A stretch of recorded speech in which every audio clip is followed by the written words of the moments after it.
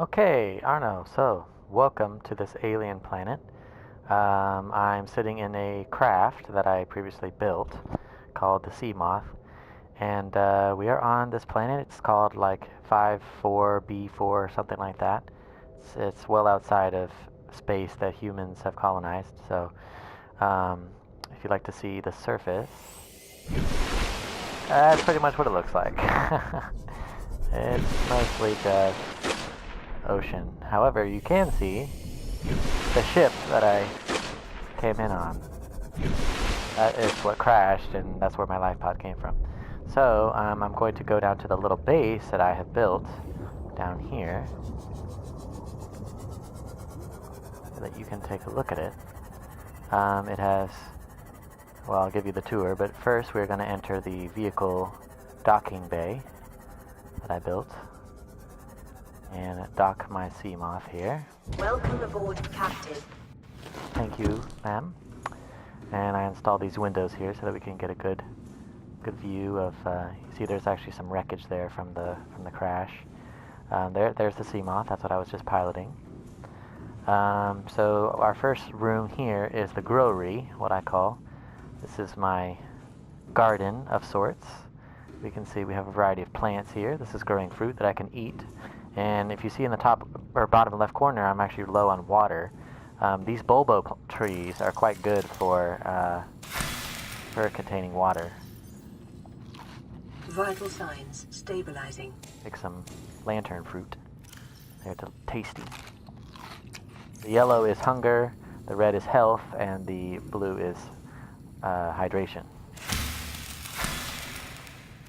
This is my little data pad here, and I'm sure you see a lot of confusing things, but you don't need to know about that stuff.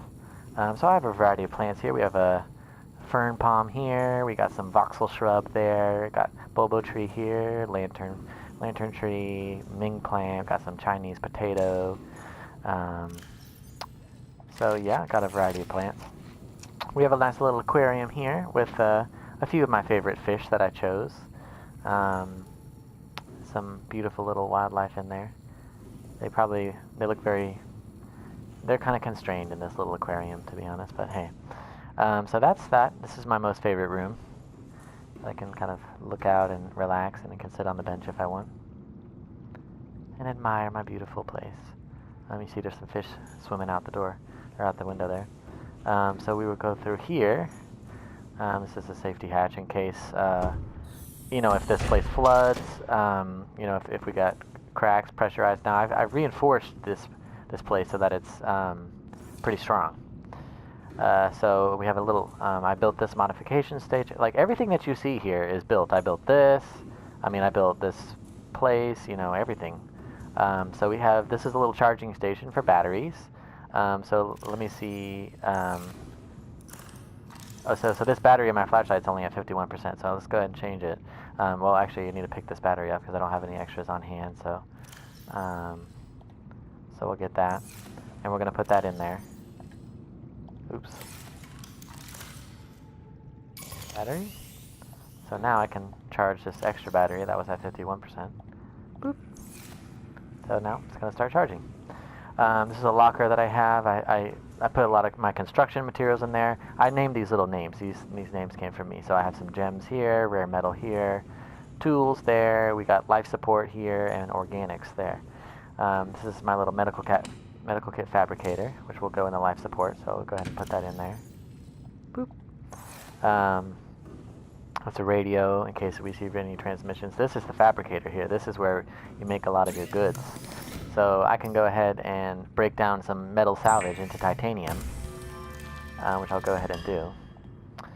There's a lot of recipes and stuff like that. But this is my little base. This just leads to an exit here. We can go out into the exit. See, there's another little fish over there. And up here is my little communications room. And I wish that I could connect it to my main building, but I don't think that I can. At least I haven't been able to figure out how. So this has a location system, so you can access cameras. So these are remote cameras that can help, locate things without you having to put yourself in danger. And then we have, so this thing, you can locate, if you want to locate a particular thing. So let's say I want to locate sandstone chunk. It will scan for sandstone chunk on this graphic here, and it will tell me where it thinks it's found these things. That's me right there, and those two blue dots are the cameras, and that's me. So it's not looking like it's picking up. Oh, actually, I guess the green is me. I don't know, but it looks like right here is picking up some sandstone. Maybe there's some more sandstone there. So that's just to help locate items. This is another fabricator, but it's only specific for this room, the scanner room it's called. So it's for upgrades. So yeah, it's pretty cool. And then I guess I'll show you a biome here. We have kind of a kelp forest over here. You can see some of these fish here. Lovely little... Oh, those are some baby boomerangs. Boomerang fish. They're very cute. This is one of the fish that I had in the aquarium. It's one of my favorite fish here. I forgot what they're called. Let's see what it's called. Hoverfish.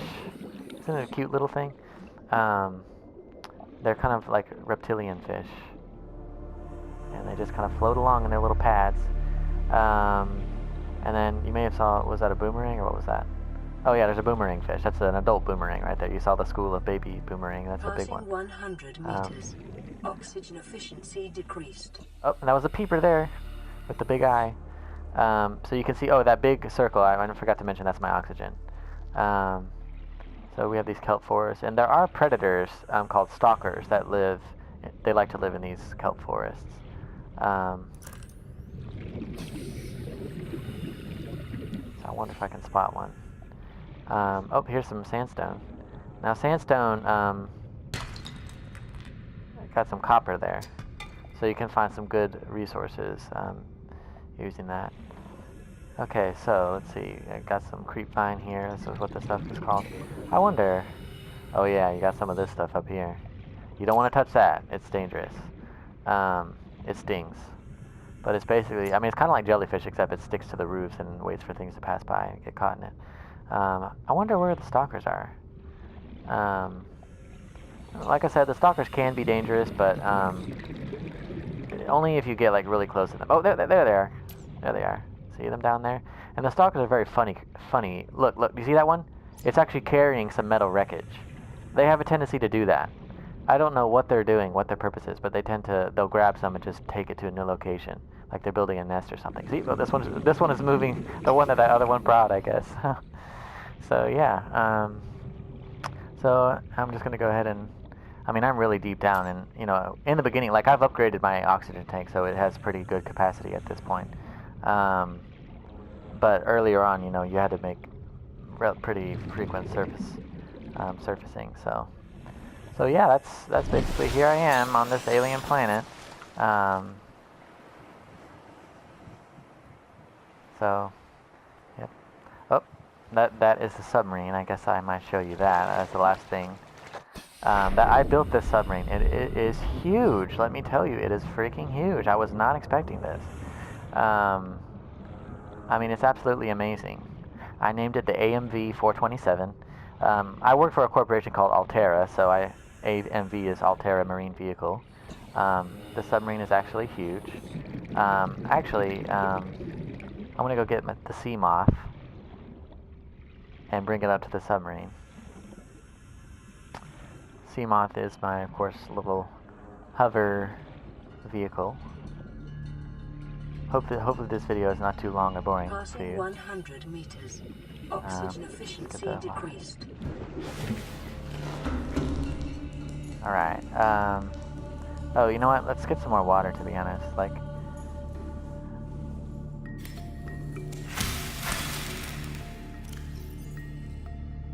Oh yeah, sometimes it does have a little bit. Try to do too much at once.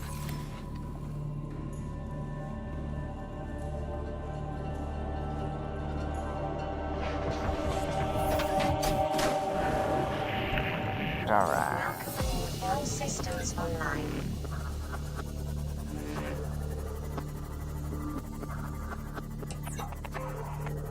Alright, where's the submarine now? The AMV, there it is. So we are actually going to go ahead and dock inside the submarine.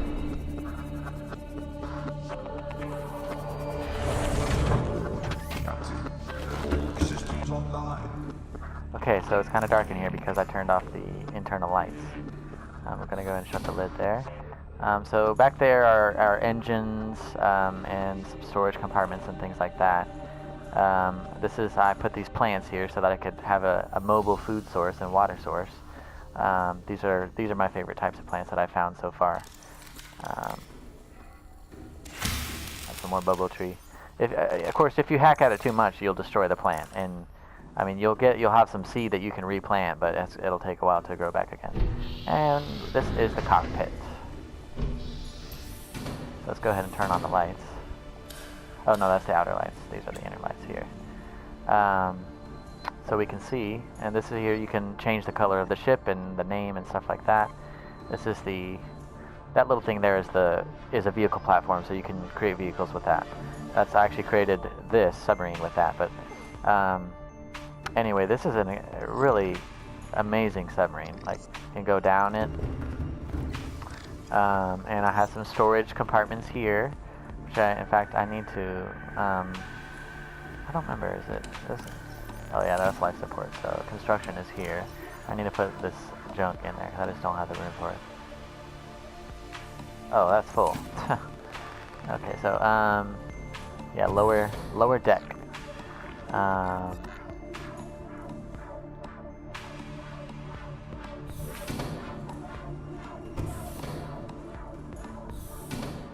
I know, it's absolutely huge, isn't it? So let's go back up to leads up back to the engine room, so this is where the engine is. You can, if you have upgrades for the engine, you can do them here. You got a fire extinguisher there. These are the power cells that power the engine. So, you know, this is not limitless power here. You know, this is kind of a realistic game where things are not limitless. Decoy launcher. This is another fabricator here where you can fabricate the upgrades if you have the supplies and tools and that kind of thing. So there's the sea moth there, and I guess I'll show you just a little bit of what it looks like to pilot this thing. And this machine is not meant to be piloted by one person, to be honest. It's meant to be piloted by 3 people, actually. Okay, so we have to turn on the engine. Engine powering up.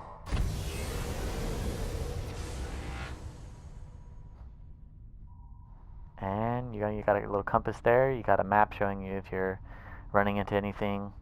And yeah, it's a nice large vehicle, and you got different speeds there. And so if I want to turn on the headlights, which I kind of do, I have to come over here, because again, this is not meant to be piloted by just one person. But you know, you work with the plans that the company has given you.